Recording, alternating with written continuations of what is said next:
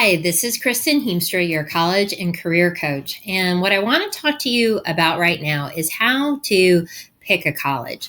So there are so many great colleges out there, and they offer so many different ways of getting an education. So if you're alive, there is a college out there that is a good match for you. The question is, how do you find them?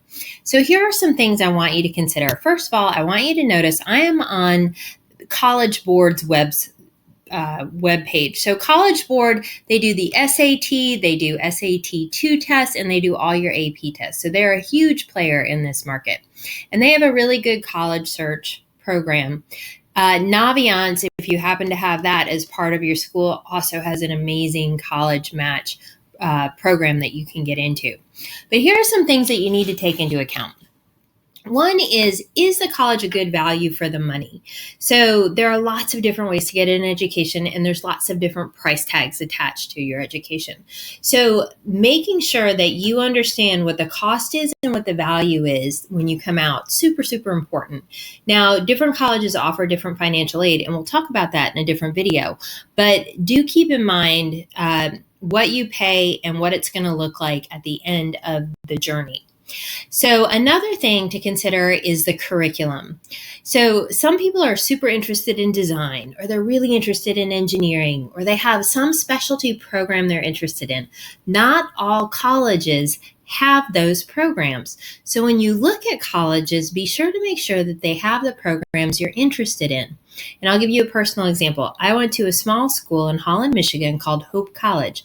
I ended up transferring to UNC and majoring in anthropology. Hope College did not have an anthropology department. It was too small of a school to have a program like that.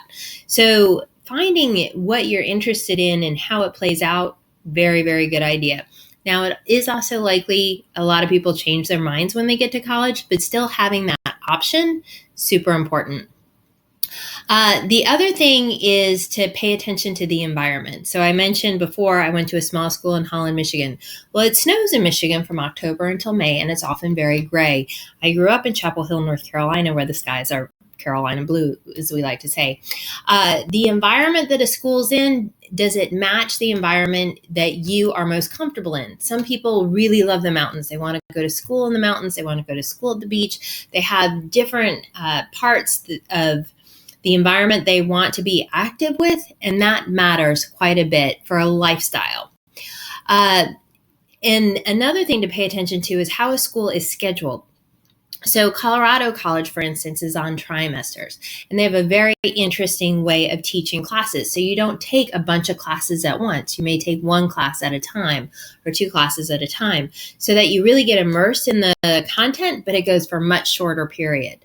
So finding out if the schedule of the class works for your learning style, also super important. Pay attention to a schools. There are lots of religious schools out there, and there are lots of schools that are all over the political spectrum there are out there.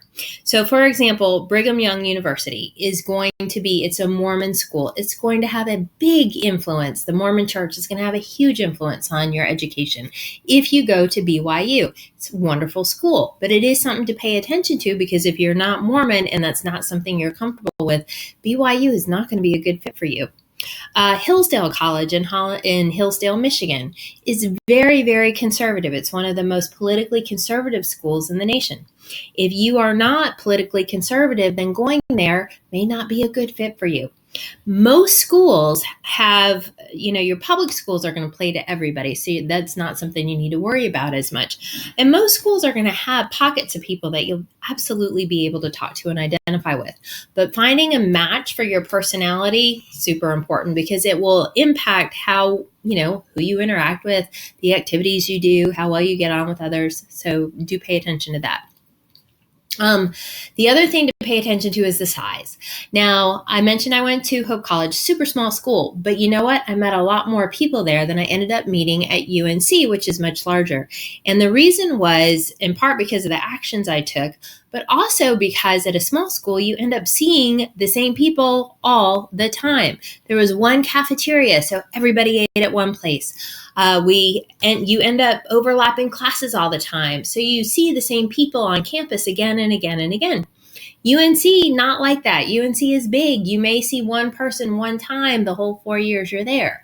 But UNC had big football. It had huge basketball and a lot of other things that made it super fun and super, exciting to attend.